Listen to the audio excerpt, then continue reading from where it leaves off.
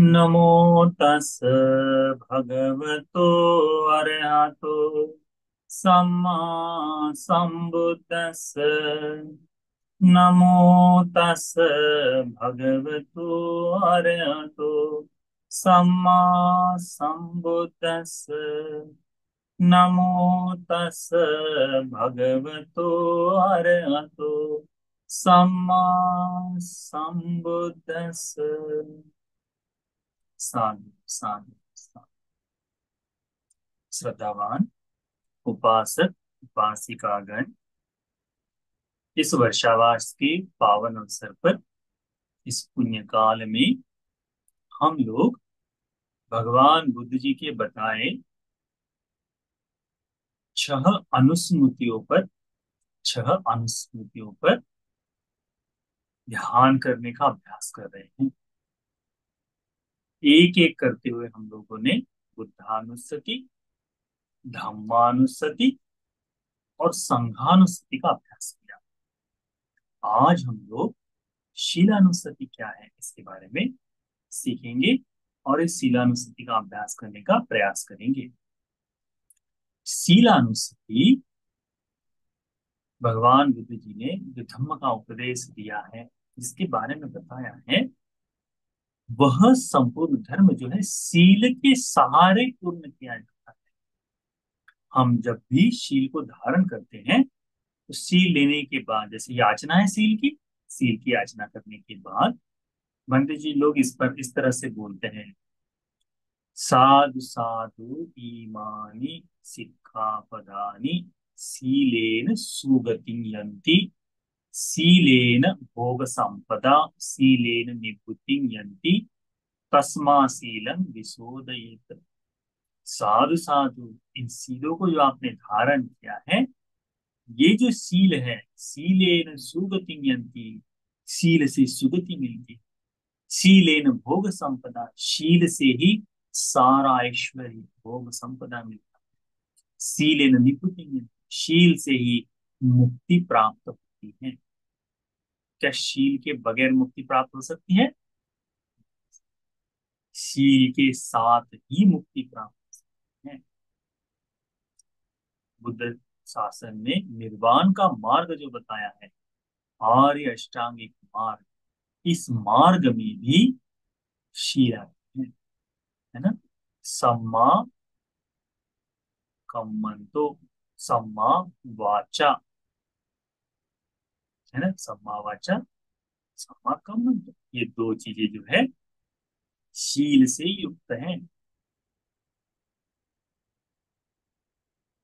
ये भी शील। फिर हम कहते हैं हमेशा शील समाधि प्रज्ञा, शील से समाधि जाती, समाधि से प्रज्ञा जाती। कैसे? भगवान ने कहा है कि वक्तम न परिपूर्ण तो शीलम न परिपूर्ण, व्रत किए वगैरह, यानी हम जो धर्म के लिए जिन जिन साधनों का अभ्यास करते हैं, जैसे प्रतिदिन की पूजा हो गई, तो ये सारे जो साधना, ये इधर भगवान के नमन हो गया है, संघ की सेवा हो गई, ये व्रत जो है, ये किए जाने वाले कार्य जो है शील की सुरक्षा में सहायक होते हैं। फिर शील से क्या होता है? ये संपूर्ण होते हैं। अशुद्ध शील, यदि किसी का कार्य पूर्ण नहीं हो रहा, धर्म के अभ्यास के लिए यदि कोई अच्छी तरह से प्रयास नहीं कर रहा है, तो उसके शील जो है परिशुद्ध नहीं हो पाते। भगवान ने कहा अशुद्ध शील हो दुष्पन्न, यह शुद्ध शील होना, शील होना, ये दुष्प्रग लक्षण है।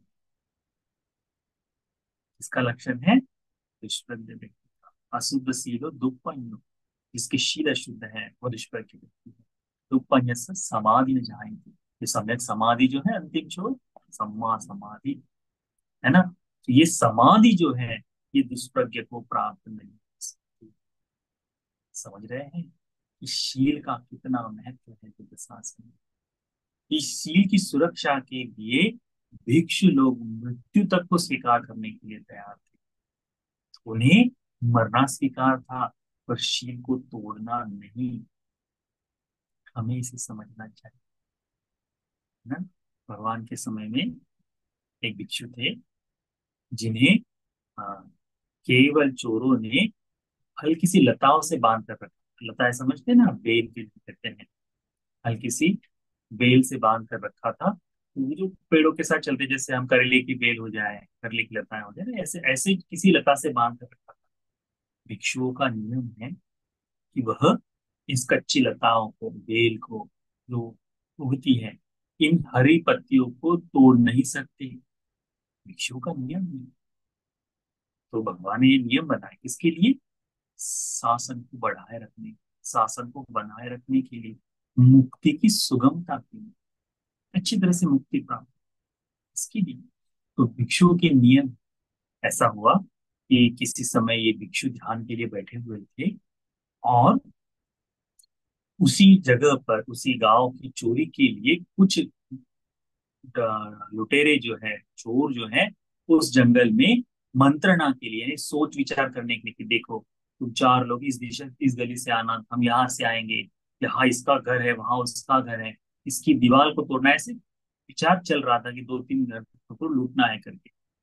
पहले के जमाने में बड़ा लुटेरों का समूह हुआ। तो ये चर्चा कर रहे थे, ऐसे समय में किसी एक को लघु शंका के लिए जाना पड़ा।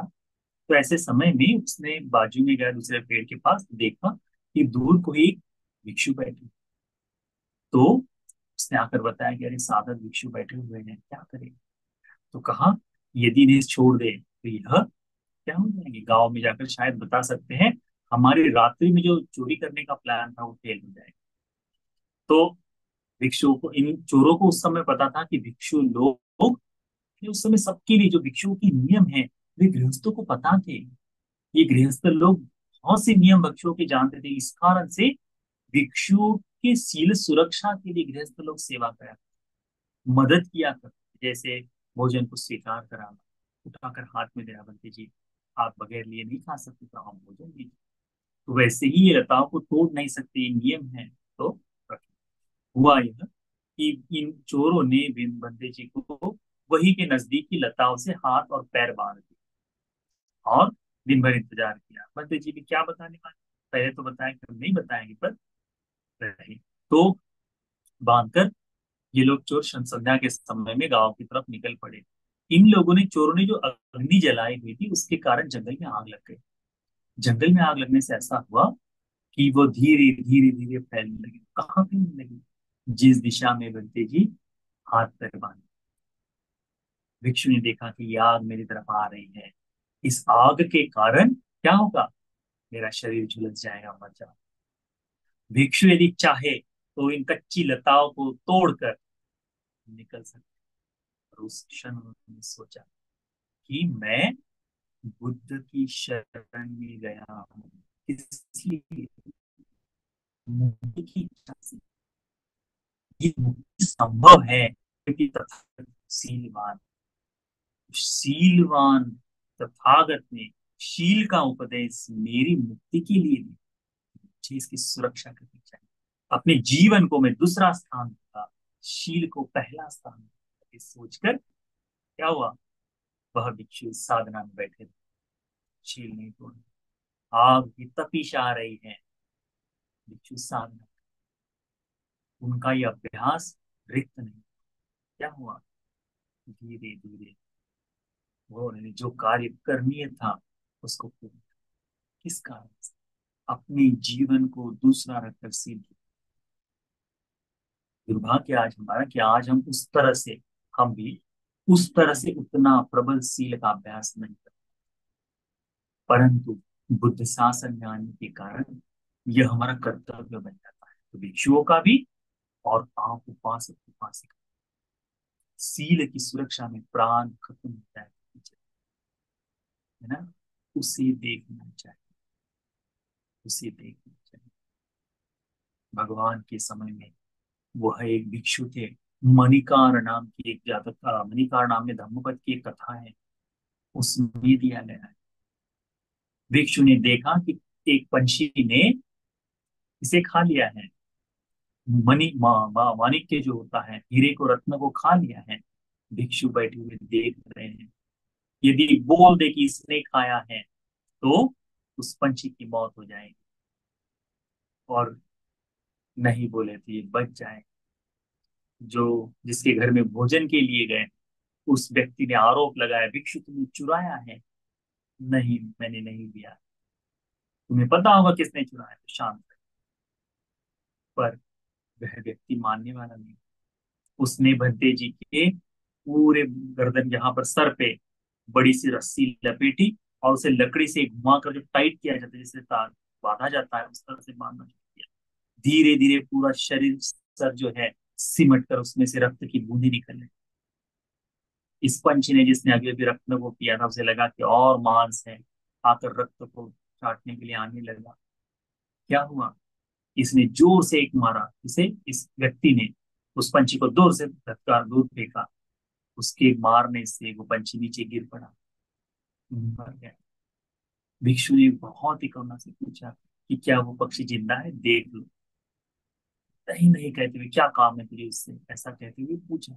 तो ठीक है, देखा कि मर गया। तब बताया बंते जी ने कि इसने तुम्हारा हीरा निगल लिया।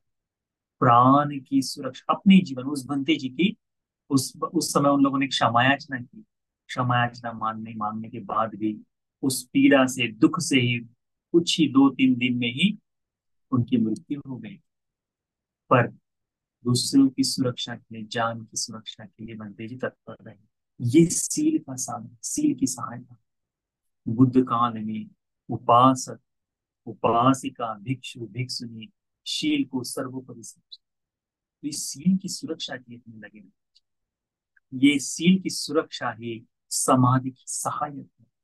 दुस्सील आदमी को, चाहे विपस्सना साधक हो, चाहे एकांत बैठ कर ध्यान करने वाला हो, चाहे अन्य किसी भी मार्ग का अभ्यास करने वाला हो, यदि दुस्सील है तो ध्यान उसे प्राप्त नहीं हो सकता। गूंगी आ सकती है ध्यान, बैठ कर कल्पनाओं में लगा हुआ है, दूसरे दूसरे चिंतन चल रहे, उसका नहीं हो सकता है।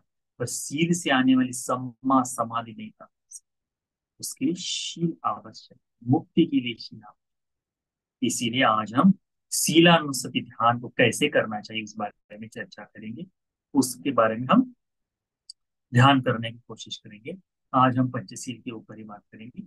इस ध्यान को समझकर आगे भविष्य में आप लोग आ, अष्टशील और दशशील के बारे में भी आप लोग उस ध्यान को बढ़ा सकते हैं। ठीक है, ध्यानुसति ध्यान जो है वह इसी क्रम से गाथाओं को बोलते हुए, इस तरह से ऑडियो को सुनकर ही करना है आवश्यक।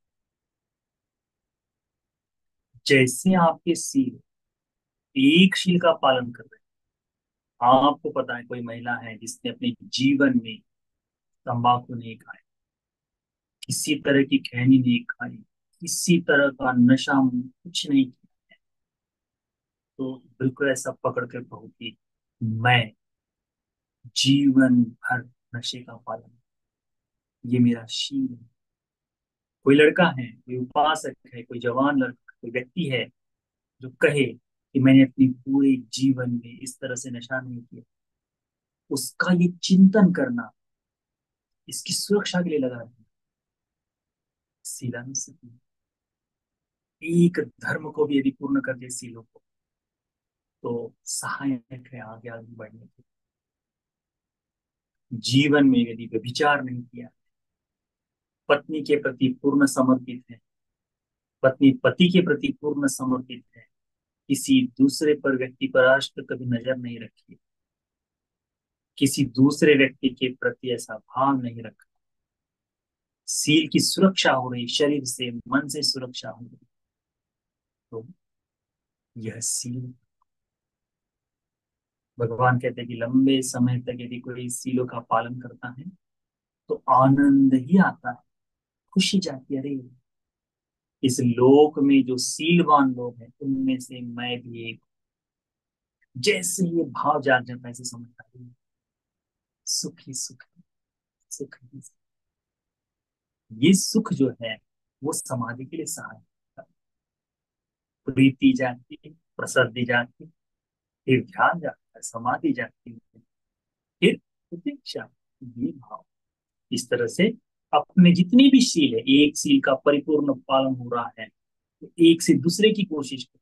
तो पंचशील बोल रहे तो पंचशील, अष्टशील का पालन करते समय पिछले 12 सालों में, पिछले 1 साल में, 12 महीनों में मैंने उपोष शीलों का पालन किया।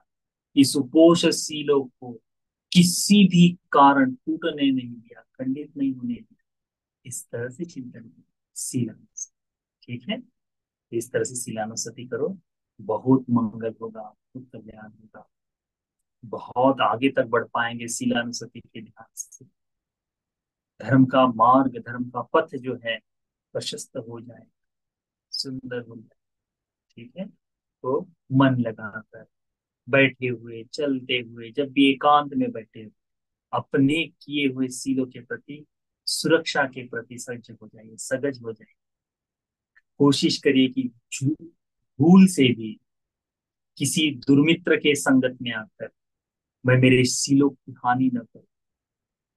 इस तरह से चिंतन करें, लंबा अच्छा हो।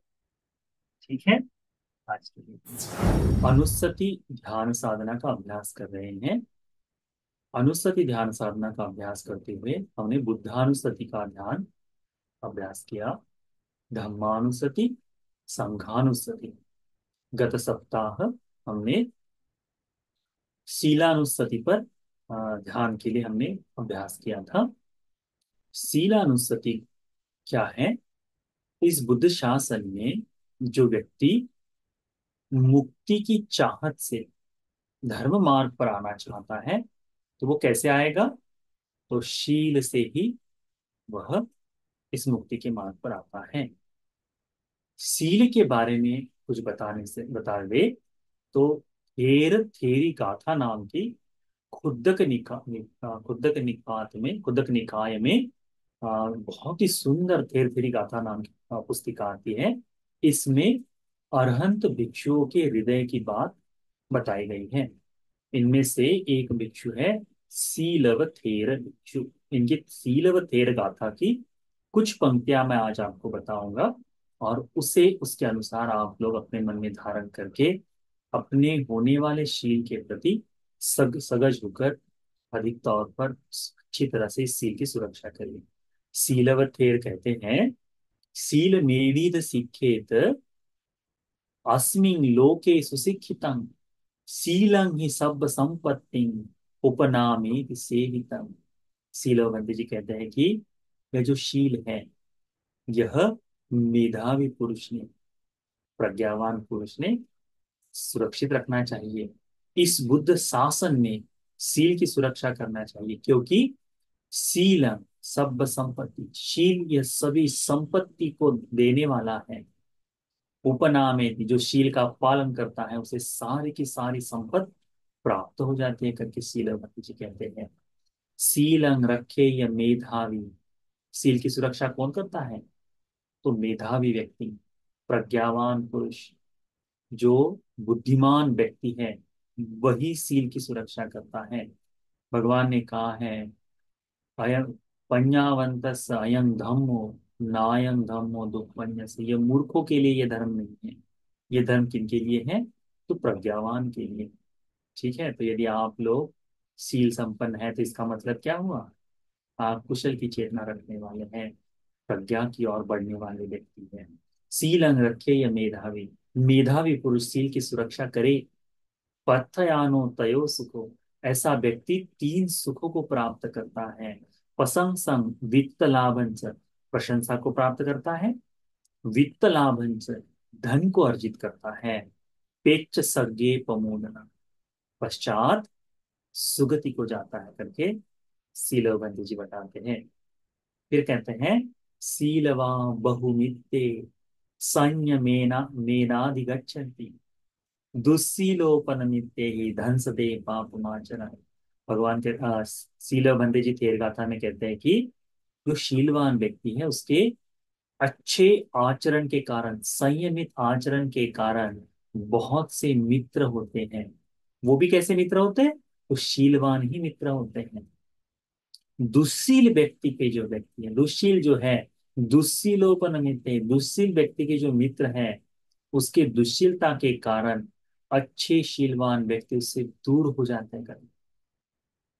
उसके बाद में कहा है कि दुश्शील व्यक्ति सदा ही दोषों को भागीदार, अवन्नं च अकित्तिं च, उसका, उसके बारे में बुरा ही कहा जाता है, उसकी निंदा ही होती है ना। यह लोक में दुश्शील व्यक्ति पाता है, परंतु वन अंकित पसंद संचय, उसके पास उसके बारे में अच्छी बात केवल शीलवान के बारे में होती है। एक सुंदर सी बात उसने कही है, ये बात आप अपने जीवन में ध्यान में रखिए। भगवान के शिष्य जो अरहंत हो चुके, थेर गाथा उन्हीं की है कि थेर बनने के बाद पहले मन में जो आनंद का भाव जागता है, इस लोक को देखकर जो भाव जागता है, उसके बारे में क्या वे कहते हैं, आदि शीलम पतिठाच कल्याणं च मातुकम प्रमुखं सब धम्मानं तस्मा शीलम विशोध। क्या कहते हैं कि शुरुआत में श्रावक ने शील का पालन करना चाहिए। कब पालन करना चाहिए, तो धर्म के आरंभ से ही। कल्याणं च मातुकम, कुशल धर्म जो है, अच्छे धर्म जो है, वे इसके पीछे पीछे पीछे पीछे चले आते थे। शील से आरंभित हुआ तो कल्याण धर्म उस शील की पूर्तता के लिए, उसको सुंदर बनाने के लिए पीछे पीछे चलते आते हैं। प्रमुख हम सब धर्म, शील जो है प्रमुख है सभी धर्मों में।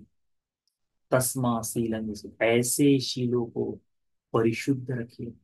ये जो प्रमुखम सब धम्मानम जो कहा है, दक्षिणा विभंग नाम का एक सूत्र है, उसमें भगवान ने सीलवान व्यक्ति के कारण दान किस तरह से विपाक देता है, फल देता है, उसके बारे में अमेजिंग, बहुत ही सुंदर, ऐसा विस्मित कर देने वाला उपदेश भगवान ने किया। तो वो भी प्रमुख धर्म जो सील है उसके बारे में भी बताता है। इसी में कहा गया है, वेला च संवरं शीलं चित्तस्य अभिहासनं चित्तं च सब बुद्धानं तस्मा शीलो।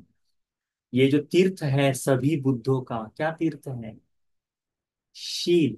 ये तीर्थ है, तीर्थ यानी विशिष्ट, जहां पूजनीय, सभी बुद्धों द्वारा शील की प्रशंसा की गई है।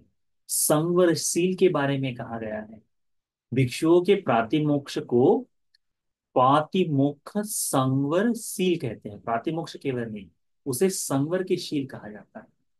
तो ये जो है अतीत के बुद्ध हुए जिन्होंने प्रातिमोक्ष का उपदेश नहीं किया, उनमें भी संवरशील कहा गया। तो ये शील जो है, जो चित्त को धर्म की ओर झुकाते हैं, ऐसे सभी बुद्धों का तीर्थ है ये शील।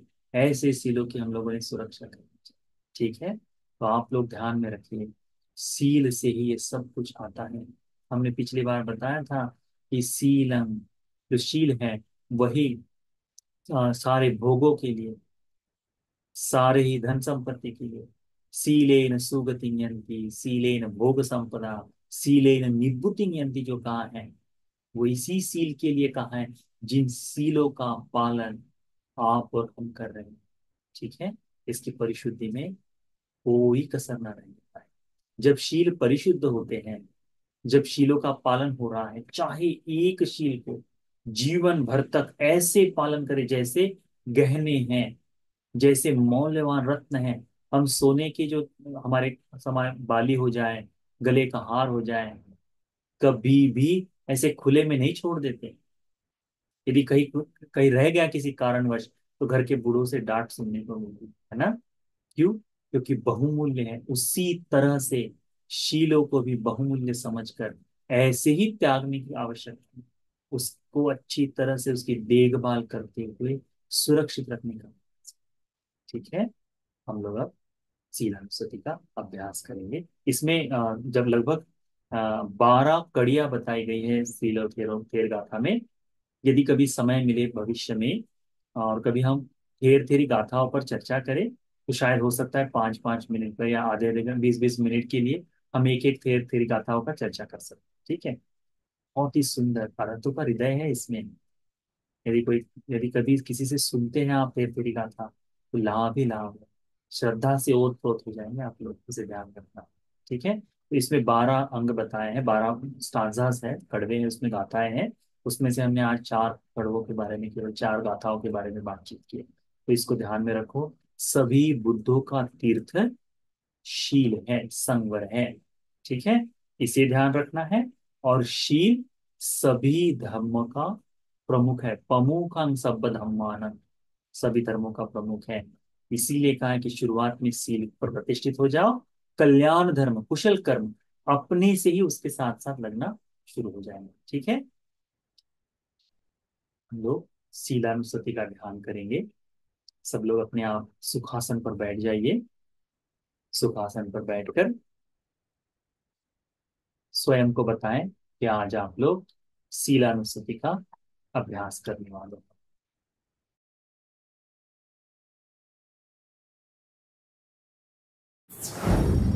शीलानुसति ध्यान, यह कोशिश करिए कि कम से कम 5 मिनट के लिए, 10 मिनट के लिए, क्यों लंबा करने की आवश्यकता नहीं, परंतु प्रतिदिन मैं शीलवान हूँ, शील से मेरी सुरक्षा होगी, शील से मेरी सुरक्षा हो रही है, कम से कम इस बात का चिंतन करते हैं।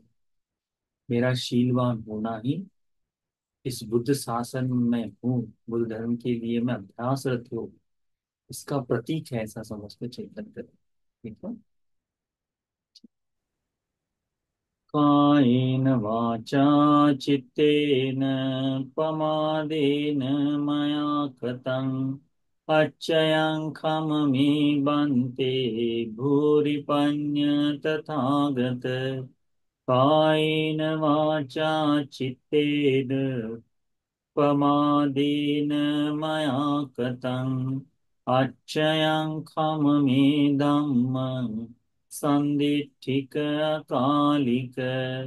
कायेन वाचा चित्तेन प्रमादेन मया कृतं अच्छयं खममे संघ पुण्यं कृतं अनुत्तरम्। साधु